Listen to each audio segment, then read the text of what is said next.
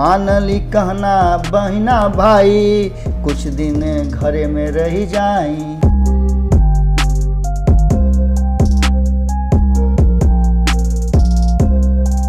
बोला तनी हेरा से अभिनंदन मारू वालों के अपना कार्यक्रम जना के नाम है खूटा ठोक के।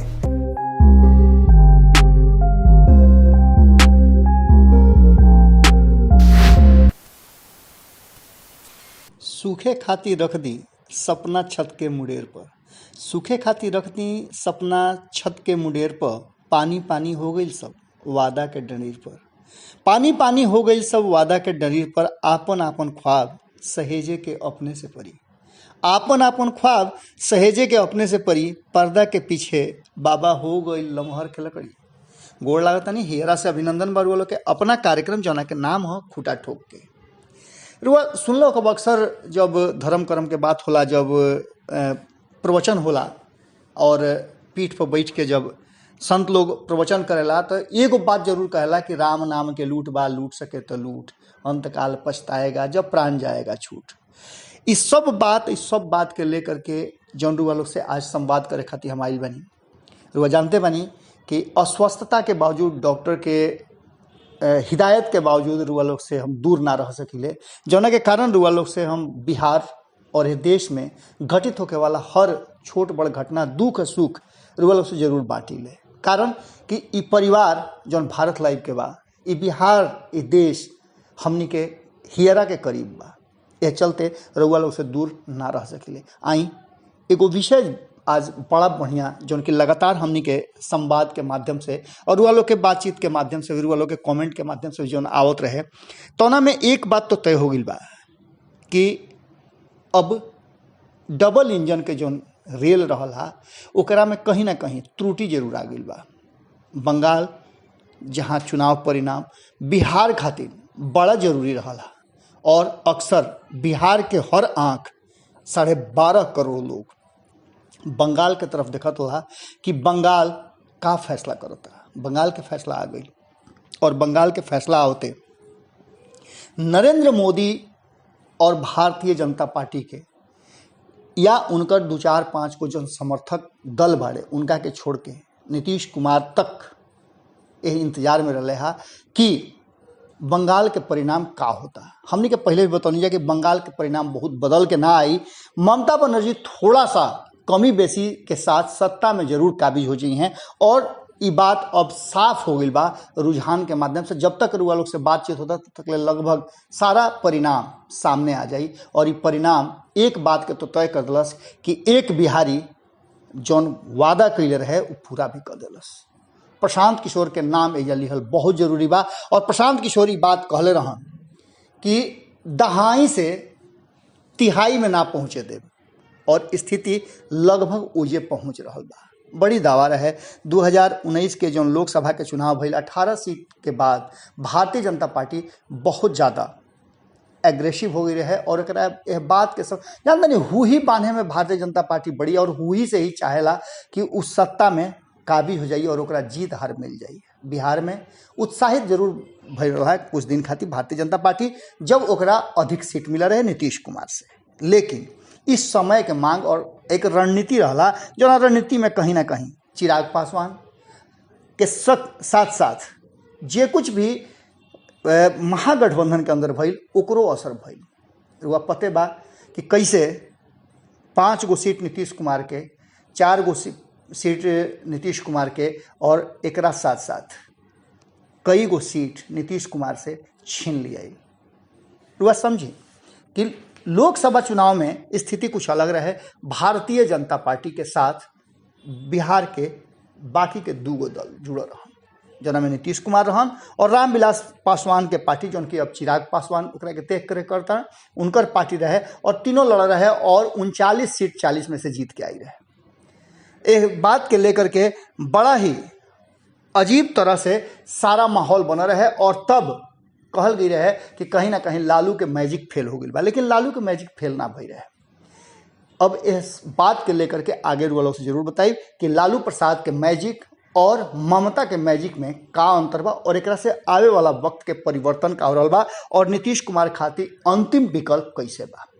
ये विषय पर बात करे से रुआ समझता नहीं कि कौना तरीका से नीतीश कुमार पीछे पिछुआले और भारतीय जनता पार्टी आगे भइल। एक तो चिराग पासवान, दूसरा उपेंद्र कुशवाहा, तीसरा जीतन राम मांझी, चौथा रुआ वीआईपी मुकेश सहनी। इस सब लोग मिलकर के जे भी सीट रहे नीतीश कुमार के यही लोग के पाला में गइल बा। 4 गो सीट लेकर के अगर जीतन राम मांझी आयल बड़े तो नीतीश कुमार के सीट है, अगर 4 गो सीट लेकर के वीआईपी आयल बा तो इहो सीट निश्चित रूप से नीतीश कुमार के है। और बाकी के जो 2-3 गो सीट छटकल रहे ने उन्हें भारतीय जनता पार्टी और महागठबंधन से तौना के नीतीश कुमार अपना कब्जा में कर ले। इस सब बात के लेकर के नीतीश कुमार इस बात के इंतजार में रहे हैं कि आखिर कौना करवट बैठत आई ऊँट। ये चुनावी ऊँट जो 5 गो राज्य, 4 गो राज्य और एगो केंद्र शासित प्रदेश के रहे, ओकर परिणाम और रुझान दोनों सामने आ गई बा। आज जब तक ले रुआ हमरा से संवाद करतनी, हम रुआ से संवाद करतनी, ए बीच में बहुत कुछ तय हो गई बा। तेजस्वी यादव के सीना चौड़ा हो गई बा, लालू प्रसाद घर वापसी कर गई बाड़े और कहल जाला कि लालू प्रसाद और लालू प्रसाद के बाद अगर कोई भारतीय जनता पार्टी के नरेंद्र मोदी और अमित शाह के सामने से कोई टक्कर देवे वाला बा तो वो सिर्फ और सिर्फ ममता बनर्जी बाड़ी। ये दोनों के लगभग चीज एके रहा। हालांकि टक्कर देवे खातिर नीतीश कुमार भी तैयार हो सकत रहे हैं। नीतीश कुमार भी एगो बढ़िया विकल्प रहे हैं जिनका के 2014 में सारा विपक्ष मिल करके खोजले रहे, लेकिन नीतीश कुमार ओकरा से पिछुआ गई। अब उनका लगे अंतिम विकल्प बा एह रेल पर सवार होके के। रेल मंत्री हो रहल बड़े, रेल मंत्री लालू प्रसाद भी रहल बड़े और रेल मंत्री ममता बनर्जी भी रहल बड़ी। जौना तरीका से सारा विपक्ष ममता बनर्जी के जीत के जश्न मना रहल बा, उस जश्न के देख करके वो अंदाजा हो जाई कि एक बार फिर से इस देश में अजब तरह के एक रणनीति और राजनीति के शुरुआत हो गई बा जौन की भारतीय जनता पार्टी के बिल्कुल विरोध बा। और बंगाल के जनता भारतीय जनता पार्टी के कोनो विकल्प के तैयारी ना कैलस, नकार दिलस। हालांकि ये बात भी कहल बड़ा थोड़ा सा अतिशयोक्ति हुई कि भारतीय जनता पार्टी भले ही तृणमूल कांग्रेस पर अपन वर्चस्व ना बना पावल, लेकिन एक चीज तो में हो गई कि कांग्रेस और लेफ्ट पार्टी के लगभग समाप्त कर दिलस। जो कांग्रेस और लेफ्ट पार्टी के लगे सीट रहे वो सीट के कहीं ना कहीं भारतीय जनता पार्टी अपना कब्जा में कर लस। और ये कम बात नहीं है, ये भारतीय जनता पार्टी के हुई है जौन की केंद्रीय मंत्री लोग से लेकर के केंद्रीय नेता से लेकर के बिहार के पूरा जितना भी नेता बनन उस सब लोग को यह जमावड़ा लग रहा है। अब स्थिति ये बा कि ममता बनर्जी के जीत में और भारतीय जनता पार्टी के सारा शक्ति लगौला के बाद जैसे शक्ति दिल्ली में लगौले रहे वही तरीका से ओकरों से बेसी शक्ति, कारण कि दिल्ली में तो अरविंद केजरीवाल, और अरविंद केजरीवाल के नाम लें तो अरविंद केजरीवाल वो शख्स है जो दूसरा नंबर पर ममता बनर्जी के बधाई दिले है। सबसे पहले बधाई देने वाला में तेजस्वी यादव आगे अले है और तेजस्वी यादव के चर्चा वालों से पहले भी कहले रही कि तेजस्वी यादव बिहार से ऊपर उठ करके जौना तरीका से नीतीश कुमार के सामने तन के खड़ा भइले और अपना के राजनीतिक रूप से स्वीकारोक्ति वाला नेता बना दिले, भरोसा वाला नेता बनौले, वो तरीका से अब उनकर वर्चस्व केंद्र में भी और देशव्यापी नेता के रूप में स्थापित होके लागल बा। ममता बनर्जी के बधाई और धन्यवाद दोनों देते हुए वो बड़ा जम करके यह जीत के जश्न मनौले।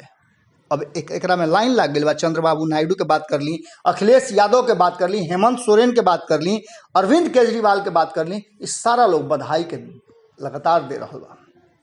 इस सब में कहीं ना कहीं भारतीय जनता पार्टी के जो स्लोगन रहे कि 2 मई दीदी गई, ओकरा पर कहीं ना कहीं खेला होवे भारी पड़ गई।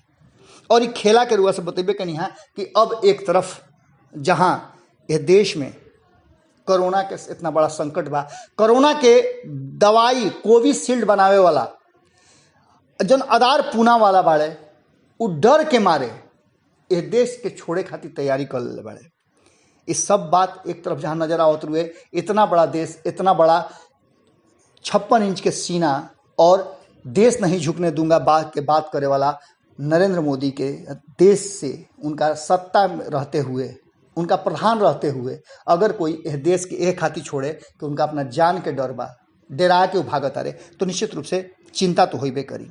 अब इस सब स्लोगन पर कहीं ना कहीं एक बात तो तय हो गई कि प्रशांत किशोर उ बिहारी युवा जौन की बड़ा बड़ा राज जानत रहा, वो भले अमित शाह और नरेंद्र मोदी के बड़ा रणनीतिकार मान ली, लेकिन आज एक बार फिर से साबित भइल कि ई बिहारी लड़का जना के नाम प्रशांत किशोर है, उ कहीं ना कहीं हर हर मोदी घर घर मोदी जो नारा दिले रहे, वो नारा के दिला के बाद ओकरा के छोड़ल और ओकरा के अपना खेमा से बाहर कहीं ना कहीं नरेंद्र मोदी के भारी पड़ी। और इस देश में एक अलग तरह के विपक्ष के तैयारी चल रहा बा। ये विपक्ष के तैयारी कहीं ना कहीं अब आवे वाला केंद्रीय चुनाव यानी कि यह देश के होखे वाला चुनाव, आगामी चुनाव के तैयारी में ममता बनर्जी के सबसे मजबूत चेहरा के रूप में सामने रखता है। एक तरफ जहां बिहार के लोग के बात पर भरोसा बा या विपक्ष के बात पर भरोसा बा कि अगर भारतीय जनता पार्टी के केहू हरा सकेला तो ऊ बाड़े बिहार में लालू प्रसाद वो अवस्था से ऊपर आ गई बाड़े। उनका लगे अब राजनीतिक सक्रिय राजनीति में अवसर नहीं है, लेकिन ममता बनर्जी के अवसर बा और ये अवसर ममता बनर्जी दोनों हाथ से लोग के लपक के तैयारी कर ली। जहां एक तरफ 70% वोट भारतीय जनता पार्टी के पक्ष में रहा, पूरा हिंदू वोट से लेकर के जय श्री राम के नारा से लेकर के सारा कुछ भारतीय जनता पार्टी अपना खेमा में कर रहा। ममता बनर्जी के करीब रहे वाला ऐसा दर्जनों नेता बाड़े जिनका के अपना खेमा में कर दे रहा।